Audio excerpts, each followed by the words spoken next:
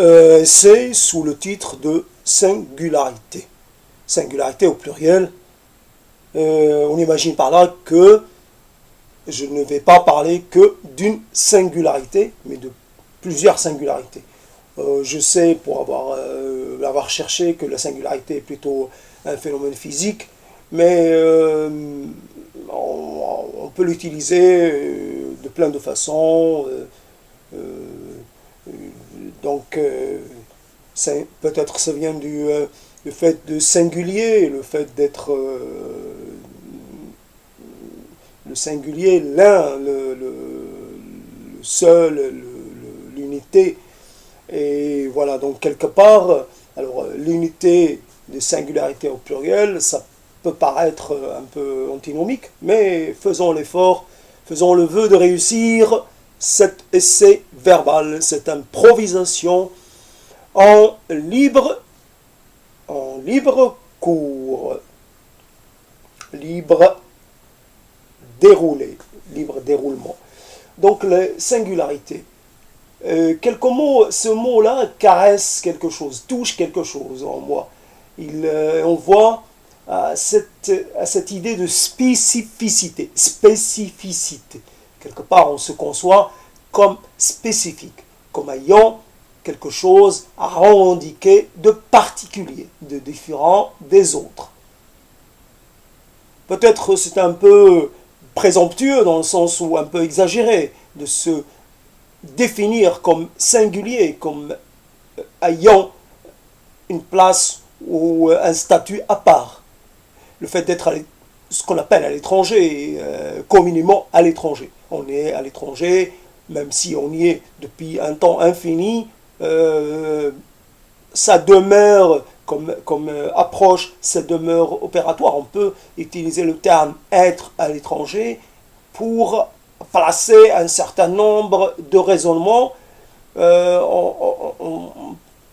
souligner que le fait d'être dans un lieu qui n'est pas le lieu habituel, le lieu, comment dire, originel, et est porteur d'une certaine différenciation. Cela conduit à se sentir différent, à se sentir porteur de singularité, une envie d'exprimer les choses à sa manière. Il y a par là comme une sorte de déformation qui se fait. Donc, une déformation qui conduit à toujours être hors cadre, un peu hors cadre, hors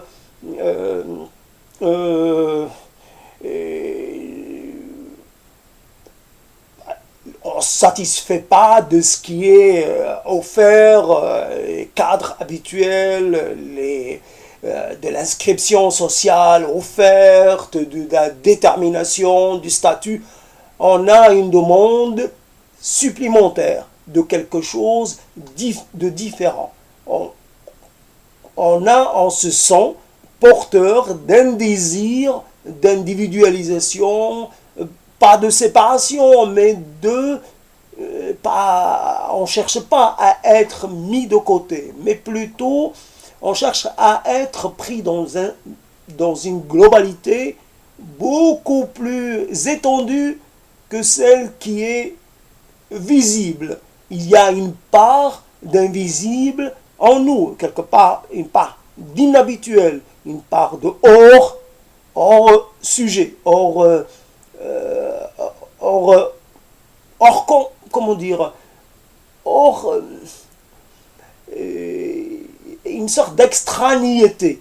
Cette extranéité est évidemment elle détermine un certain rapport aux choses. Il y a la base qui est le lieu de la naissance, les lieux des premières impressions, des premières inscriptions, des symboles premiers, de l'absorption, de l'incorporation, de mythes, de visions, d'histoires, et aussi le lieu des premières expériences, des premières confrontations, des des premières amitiés, des premières fidélités, des premières infidélités, des premières acceptations, des premiers dépassements, transgressions, puis tout un tas de choses, mais qui restent en rapport étroit avec le cadre qui peuvent être un peu déjà une forme de singularisation, mais ça reste en relation avec le cadre qui leur a donné naissance. Or, quand on sort de ce cadre-là,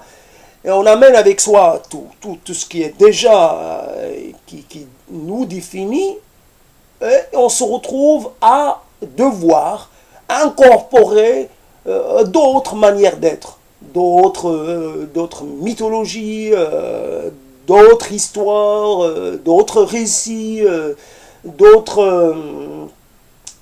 pas une autre langue, parce que la langue française était déjà la mienne bien avant de venir en France, mais on est forcé, c'est une question quelque part de survie. Si on veut survivre dans le milieu nouveau que nous intégrons, il faut commencer par se l'incorporer, le faire sien.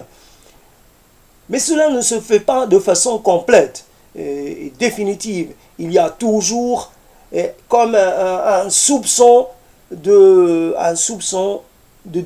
comment dire, un soupçon de particularisme. L'individu est hors consensus. Voilà, j'ai trouvé le terme, hors consensus. Et il a une demande de prise en compte de sa singularité, tout en ayant en même temps la demande inverse de ne pas le mettre à l'écart, de ne pas l'isoler. Il ne cherche pas à s'isoler, il cherche à exister avec les deux composantes de son histoire, de son appartenance. Parce qu'à un moment donné, il appartient au lieu. Mais si, par exemple, on parle du lieu, on parle de la terre, on parle du sol, la naissance ne s'est pas faite sur ce territoire. Et ce territoire, bien sûr, nous avons incorporé sa matière. Nous vivons de son air, de son eau, de sa substance. Mais nous sommes ce territoire. À un certain moment, il n'y a plus de séparation entre moi et le territoire que j'ai incorporé, mon deuxième territoire. Je suis matière de ce territoire. Mais je n'ai pas d'antériorité dans ce territoire. C'est-à-dire la terre que je foule ne contient pas ma propre substance, et la substance de mon histoire, c'est-à-dire mon intériorité. Je n'ai pas de défunts sur la terre de France. Peut-être j'en ai, mais je les ignore. Peut-être que j'en ai. Quelque part, j'avais cherché, et peut-être je dois... Mais cette terre de France, elle ne m'est pas hostile, elle est indifférente. Le problème, c'est en même temps on expose sa singularité, en même temps la réception, on est vraiment très très peu audible. Il n'y a pas de réception, il n'y a pas d'hostilité fondamentale, d'hostilité indispensable. Il y a une indifférence, celle-là est indépassable. L'indifférence. C'est-à-dire que notre singularité n'est pas fondatrice de quelque chose, n'est pas un élément qui interpelle, qui intéresse l'autre, à part quelques personnes un peu marginales et qui ont un rapport comment dire, qui cherche une proximité très forte avec celui qui vient d'ailleurs, quitte à adopter ses coutumes alimentaires, comment dire, ses idées philosophico, etc. Cela, quelque part, ça reste une minorité extraordinairement faible, et donc elle n'est représentative de rien du tout. La majorité, c'est-à-dire tout le monde, et plutôt n'éprouve aucune attirance, à part évidemment il éprouve de l'attirance sur des choses complètement superficielles, les choses sur lesquelles il y a un consensus, le couscous ou peu importe, ce mot horrible, en français ça sent tellement pas bien, c'est pas joli, c'est pas musical, couscous, bon, alors qu'en fait, en arabe dialectal marocain, c'est kskso, donc ça fait déjà c'est déjà plus, un peu plus modulé, un peu mieux, ça sonne un peu mieux, un peu plus musical. Alors donc finalement, et puis, donc voilà, c'est des rencontres sur je disais, éléments superficiels de la singularité, mais la singularité profonde, c'est-à-dire la demande, ce qui réside quelque part en ce roman, ces couches d'appartenance, ces couches successives, vous ne pouvez pas faire vivre vos premières impressions, les transmettre, parce que ces impressions ont été aussi vécues dans la langue maternelle, donc il faudrait que l'autre soit de la même maternité que vous, et ça fait que c'est parce que transmise, traduit, ça devient un peu autre chose, il y a une réinvention. Et plus avec le souvenir, avec le temps, avec le recul, avec l'épaisseur du temps, le souvenir lui-même n'est plus tout à fait intact, n'est plus tout à fait tel qu'elle s'est réellement produit. Donc c'est une recréation de l'événement, et donc recréation dans le travail de souvenir, mais recréation aussi dans le travail de traduction. Puis vous pouvez très bien vous trouver à un moment qui ne convient pas, et vous commencez par raconter votre récit, et la réception ne sera pas du tout réussie, puisqu'il a été donné à un moment qui n'est pas le bon. Donc, la singularité, j'imagine, phénomène physique, c'est quelque chose qui n'est pas très fréquent. Si elle est singulière, c'est qu'elle elle n'est pas, comment dire, d'observation régulière. Elle contient en elle le germe, j'allais dire, elle contient en elle l'élément d'irrégularité. C'est pas un phénomène qu'on rencontre fréquemment, qu'on observe partout. Donc, cette existence sur deux univers, si on peut dire, fait que ça crée un individu singulier. Un individu singulier qui, lui, en fait, n'arrive pas à croiser sa propre singularité avec d'autres. Même quand ils sont issus du même contexte global qui lui a donné naissance. Et quelque part, c'est une singularité qui commence par la famille, par la ville, par le contexte linguistique. Et donc, le travail de prise en compte, de prise en contrôle de la langue, s'il doit réussir, c'est quand il aura vraiment permis d'exprimer, d'exposer certains éléments de ces singularités ou de cette singularité. Je reviens au singulier, là c'est plus tout à fait singularité au pluriel, mais peut-être qu'il fallait marquer juste singularité au singulier. Et donc si cette prise, cette tentative d'emprise sur les mots est un travail qui est obligatoirement un travail à long terme et qui est à un moment donné essayer d'apporter avec la langue, deuxième langue, ou quelque part, puisque presque une langue maternelle, cette deuxième expression de soi-même. Elle arrive seconde, mais au niveau hiérarchique, elle n'est pas seconde, elle est à égalité. Il n'y a pas de hiérarchie entre le français et l'arabe. Ces deux langues fonctionnent sur le même niveau. Elles sont à égalité. Et des fois, il y a une langue qui réussit un peu à être en avant, mais fondamentalement, ces deux langues expriment une seule réalité. réalité peut s'exprimer de façon multiple, prendre plusieurs aspects, n'en demeure pas moins fondamentalement, comment dire, atomiquement parlant, la même. Donc, essayer de travailler avec les mots pour essayer de transmettre, de faire parvenir à l'autre, celui qui en fait s'en fout, mais on imagine, on suppose, on espère qu'il sera un bon récepteur, transmettre à l'autre cette demande, cet appel pour qu'il prenne en compte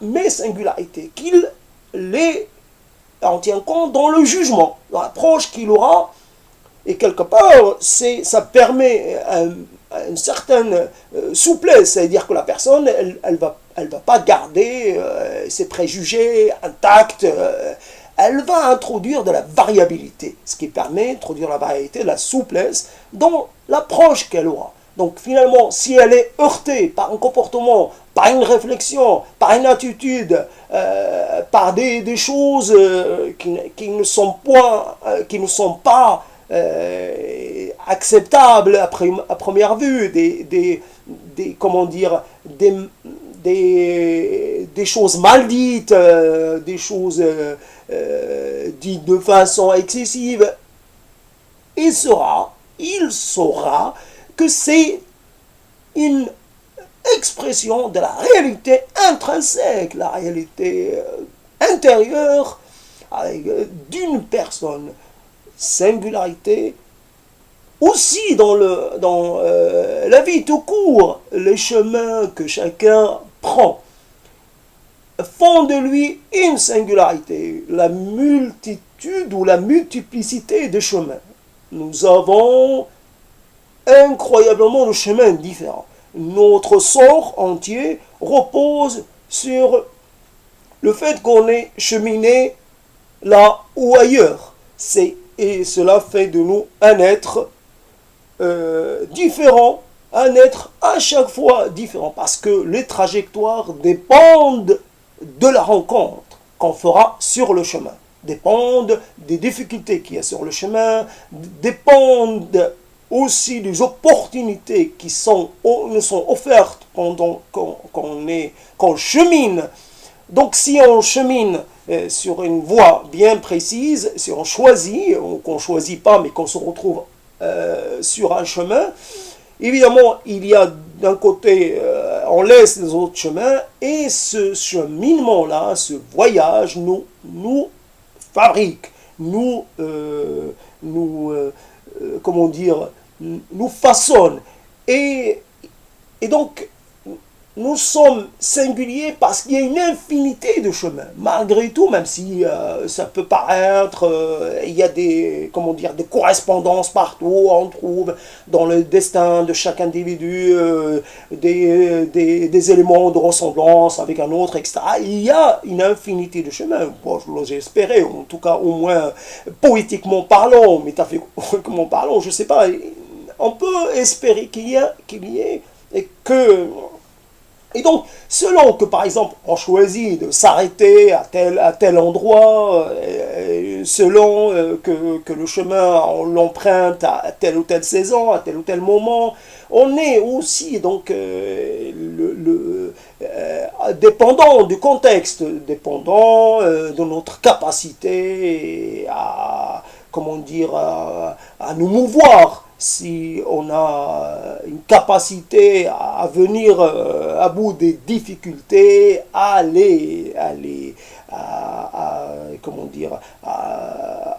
entrer à être en capacité de venir à bout des défis qui nous attendent. Selon, en fait, notre capacité, cela détermine un certain nombre de choses.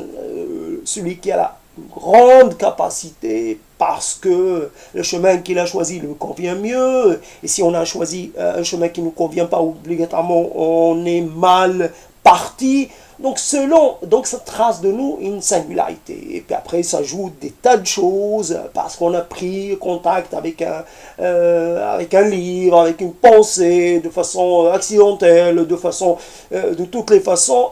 Et cela, c'est cette histoire-là. Il y a obligatoirement une infinité d'histoires. C'est cette histoire-là, c'est qui va être la plus opérante, qui va vous donner la marque la marque la plus forte. Une histoire va vous marquer plus qu'une autre. Donc selon vos lectures, vos rencontres, vos expériences, tout ça façonne vos attentes, ça façonne vos espérances, et ajoutons à cela l'aléatoire, l'élément aléatoire. Vous êtes dès le départ génétiquement favorisé, vous avez une capacité à utiliser votre matière cérébrale d'une façon évidemment plus efficace que celle d'un autre, etc. Vous avez été dans un environnement qui vous a vraiment favorisé, qui vous a encouragé, et là ça vous aide aussi à être en capacité de vaincre, en capacité. Et donc, ces possibilités, c'est cette sensibilité, on a une sensibilité aussi qui elle aussi, elle est matière à singularité, cette sensibilité. Il y a des choses qui me touchent plus que d'autres. Il y a des choses dont je voudrais parler, des choses que je voudrais mettre en avant, privilégier. C'est là, quelque part, la même matière, mais vous avez la main de l'artisan. La main de l'artisan, et un artisan est obligatoirement différent des autres. Il n'y a pas de tour, il n'y a pas de mécanique, il y a la main. C'est tout à fait, totalement manuel. Donc, selon un certain nombre selon les artisans, la matière de notre vie, selon nous sommes les artisans de la matière de notre vie, c'est selon plein de critères, la matière va avoir tel ou tel aspect, va être beaucoup plus,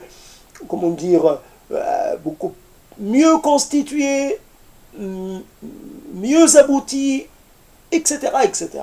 Donc, la singularité est quelque chose qui, évidemment, une source d'embarras, d'ennui. Ce n'est pas quelque chose qu'on cherche, qu'on proclame. Je veux être singulier parce que cela est bon, parce que cela est beau, parce que cela est important. Non, c'est que c'est une condamnation. C'est quelque chose,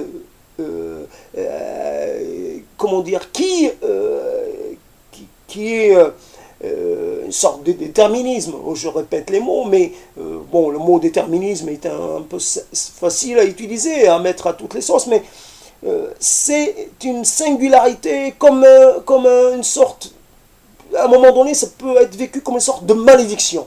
Dire je suis singulier au point que je ne peux pas me défaire de cette singularité, je ne peux pas la quitter, je ne peux pas me fondre dans le tout pluriel, dire devenir un parmi sans être un, c'est-à-dire je suis un élément d'un tout beaucoup plus grand. Singulier, c'est à chaque fois, je suis là tout seul avec ma pancarte, je suis singulier, je suis moi. La pancarte que vous brandissez perpétuellement, que votre bras soit fatigué ou pas, vous la portez. C'est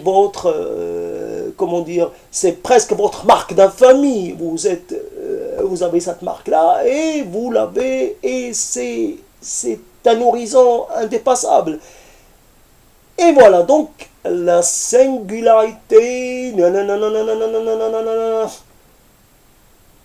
Moi, j'ai rencontré, sans rencontrer, un certain... Bon, j'oublie le nom. Quelqu'un... Armand Gatti. Je n'ai pas rencontré Armand Gatti.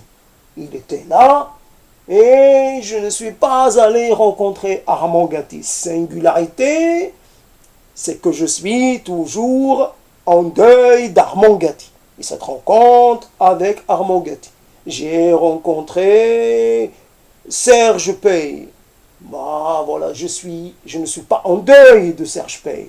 Mais c'est parce que j'ai rencontré, sans rencontrer, parce que j'ai rencontré, mais la rencontre est morte-née, parce que je n'ai pas été en mesure de rencontrer, parce que cela ne m'a pas paru évident, ni nécessaire, ni vital, et c'est parce que j'ai laissé passer l'occasion, un autre ne s'est pas intéressé à la résidence d'Armand Gatti à Toulouse. Il n'a pas, voilà, moi j'ai juste les affiches des travaux, des œuvres d'Armand Gatti entre les mains. J'ai connu quelqu'un qui a été avec Armand Gatti. Je ne sais pas ce qu'est devenu cette personne, je n'entends pas parler, donc je suppose qu'elle n'est pas devenue aussi visible qu'Armand Gatti. Armand Gatti est toujours en vie, il n'est plus à Toulouse, et moi je suis orphelin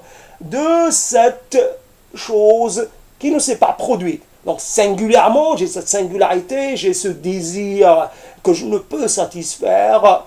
Il est là présent, un jour il est plus présent qu'un autre, mais je sais que peut-être Armand Gatti m'aurait amené dans un monde qui peut-être m'aurait convenu, parce que là, à ce moment-là, j'aurais commencé mon travail vers l'incorporation d'un certain nombre d'éléments d'expression. Je serais parvenu à l'expressionnalité. J'aurais pu exister parce que j'aime les mots, parce que les mots, je ne sais faire que ça. Donc, peut-être qu'il aurait pu m'aider à prendre ce départ.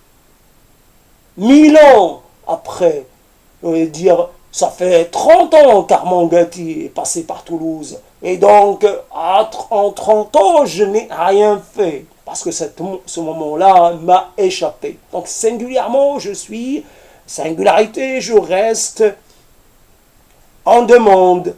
Je n'ai pas évolué comme j'aurais peut-être voulu. Peut-être que la rencontre avec Armand Gatti aurait été insatisfaisante, qu'elle n'aurait abouti à rien. Mais elle reste du domaine de l'hypothèse. Donc c'est une hypothèse fermée, même pas ouverte.